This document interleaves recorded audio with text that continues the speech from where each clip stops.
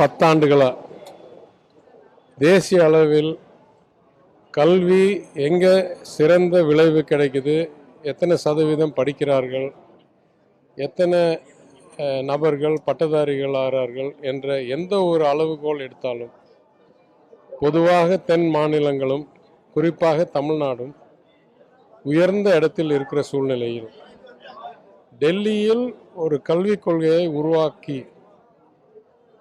பீகார்லேயோ ராஜஸ்தான்லேயோ ஏன் குஜராத்லேயோ தமிழ்நாடுக்கு பாதி அளவுக்கு வர முடியாத மாநிலங்களில் பெரும்பான்மை பெற்ற ஒரு கட்சியும் அதனால் உருவாக்கப்பட்ட ஒரு அரசாங்கமும் அவர்களை விட 2 மடங்கு 3 மடங்கு 5 மடங்கு 10 மடங்கு முன்னேறி இருக்கிற மாநிலங்களுக்கு நாங்கள் சொல்கிற கொள்கையை தான் நீங்கள் பின்பற்றணும்னு சொன்னால் இது உலகத்தில் ஒரு பெரிய அதிசயமாக ஆச்சரியமாக அதிர்ச்சி உருவாக்கும் செயலாக தான் பார்க்கணும். யூஸ்வலாக சொல்லுவாங்க, நான் பிஹெச்டி படிச்சிட்டேன்னா நான் இளநிலை பேச்சுலர்ஸ் டிகிரி ஹோல்டருக்கு எப்படி பண்ணணும்னு கற்றுக் கொடுப்பேன். நானே கிண்டர் கார்டனில் உட்காந்துக்கிட்டு நான் உயர்கல்வி எப்படி படிக்கணும்னு அடுத்தவங்களுக்கு சொல்லிக் கொடுக்கறது கொஞ்சம் கிண்டலாக தான் பார்க்கணும் முதல். அதை தாண்டி எந்த கொள்கை எப்படி செயல்படுத்தப்படுகிறது, எது எங்கே ஆக்சுவலாக நிறைவேற்றப்படுகிறது என்றதை பற்றி பல முறை நான் விளக்கியிருக்கிறேன். கேரளா தமிழ்நாடு போன மாநிலங்களில் 2 மொழிக் கொள்கை பேரறிஞர் அண்ணா கூறினபடி இரட்டை மொழிக் கொள்கையை சிறப்பாக செயல்படுத்தி உலகளவில் இன்றைக்கு நம்மளுடைய இளைஞர்கள் பல சிறந்த பணிகளிலும் என்ன மாதிரி கொஞ்சம் வயசானவங்க பல கார்ப்பரேட்டில் பெரிய இடத்திலும் அரசாங்கத்தில் பெரிய இடத்திலும் பணி செய்து வருகிறோம். எனவே நம்ம கல்வி திட்டத்தில் இந்த இரட்டை மொழி கொள்கையில் குறை மற்றும் இல்லைன்றதை தாண்டி நிறை இருக்கு என்றதை நிரூபிச்சு விட்டோம்.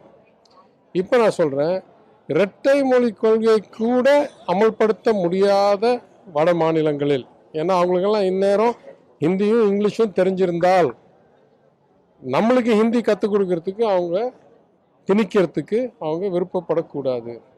எனவே இரட்டை மொழி கொள்கையை சிறப்பாக செயல்படுத்தி அதோடைய நல்ல பலன்களை அனுபவிக்கும் மாநிலங்களுக்கு, ஒரு மொழி கொள்கையை கூட சரியாக நிறைவேற்ற முடியாத மாநிலங்கள், அதுலேருந்து வந்த அரசாங்கம் நாங்கள் சொல்கிறது தான் கற்றுக்கணுன்றது ஒன்று கூட சரியில்லாதவங்க அவங்க எப்படி 2 கொண்டாட போகிறாங்க, அடுத்தாப்புல 3 கொண்டாட போகிறாங்க. அவங்க வேலையை பார்க்குறதுக்கு பதிலாக ஒழுங்காக இருக்கவங்களை 2லேருந்து 3 ஆக்குன்னு சொல்கிறது 2வது குறிப்பிடத்தக்க ஒரு நிகழ்வு. இதையெல்லாம் தாண்டி நான் சொல்கிறேன், சட்டமைப்பு என்றது மாநில அரசாங்கங்களுக்கு சில உரிமை கொடுக்குது, ஒன்றிய அரசாங்கத்துக்கு சில உரிமை கொடுக்குது. சிலது 2 பேருக்கும் கன்கரண்ட் லிஸ்ட் என்ற லிஸ்ட்டில் இருக்குது, அதில் கல்வி ஒன்று இருக்குது. ஆனால் ஒரு பாலிசி அப்ரோச்சாக, ஒரு கொள்கை பரப்பு விருப்பமாக சட்டத்தில் இடம்பெறாத ஒரு என்ன சொல்கிறது விருப்பக்கூடிய ஒரு மாடலாக இந்த NEPயை கொண்டாந்து விட்டு சட்டமைப்பில் இடம்பெறாத இந்த கட்டாயத்தை நீங்கள் அமல்படுத்தவில்லை என்றால் உங்களுக்கு ஜனநாயக முறைப்படி சட்டமைப்பு படி 15வது நிதிக்குழுப்படி எல்லா ஆதாரங்களும் படி நம்மளுக்கு வர வேண்டிய நிதியை கொடுக்க மாட்டேன் என்று சொன்னால் இது கொடூரமான சர்வாகி செய்கிற வேலை, சர்வாதிகாரி செய்கிற வேலை.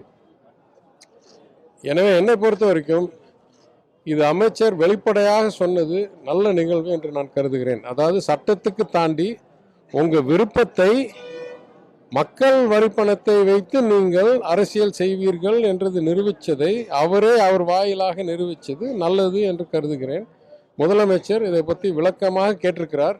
சட்டமைப்பில் எங்கே இடம்பெறுது உங்களுடைய விருப்பம், ஒரு கொள்கை முறையை கட்டாயப்படுத்தி அது இல்லைன்னா அது நாங்கள் அமல்படுத்தலைன்னா எங்கே பணம் வரக்கூடாதுன்னு எங்கேருந்து பேசுகிறீங்கன்னு கேட்டிருக்காரு.